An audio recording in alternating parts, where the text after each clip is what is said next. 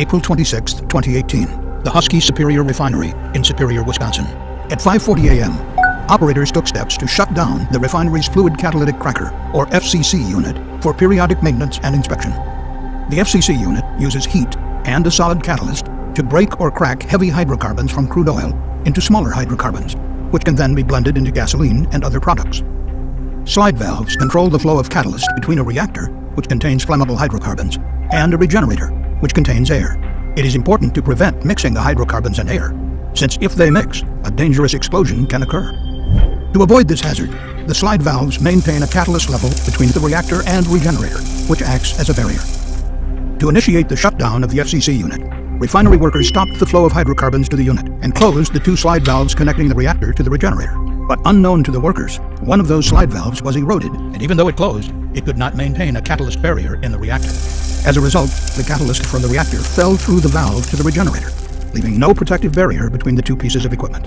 This allowed air from the regenerator to flow backwards through the slide valve into the reactor, and then into equipment downstream of the reactor, which contained hydrocarbons, forming a flammable mixture. At approximately 10 a.m., the hazardous mixture of air and hydrocarbons found an ignition source, and there was a large explosion. Debris from the explosion flew about 200 feet and hit a large above-ground storage tank, puncturing the side of the tank and releasing hot asphalt. Asphalt poured out of the tank over the containment berm and into the refinery's operating units, where it spread along the ground. At around 12:15 p.m., the released asphalt ignited near the storage tanks, and a fire broke out. The fire traveled along a stream of asphalt to the refinery's crude and FCC units. Apparently, people as far away as southwest Jersey felt the explosion. This is not just a refinery. In fact, we've just got video coming in. Hopefully we can run it. That's a live look at the actual fire now. But let's be clear. The Philadelphia Energy Solutions Refinery, 330,000 barrels a day, the biggest refinery on the East Coast, blew up about 30 minutes ago. And that explosion, like I said, actually was felt tens of miles away. That is the video of the explosion. I want you to watch this, guys. It's on fire, and you're going to... While these fires were being put out, over by the that is the largest oil refinery in the East Coast, like I said.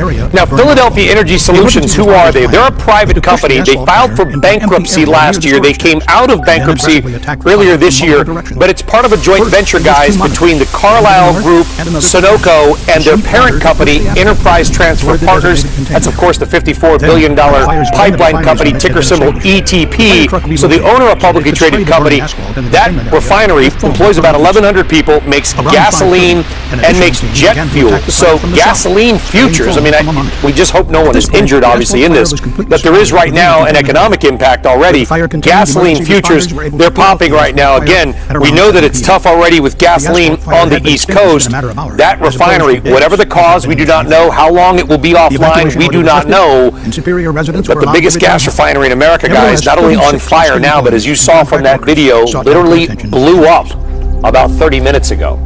But here, in the data center, thousands of servers processing vital information for all your accounts, storing all your essential business data. These servers are designed for punishing 24/7 operations, and they demand the most robust fire protection solutions available. The sprinkler systems required by building codes are designed to protect structures and people, not data center equipment. Protecting critical infrastructure such as a data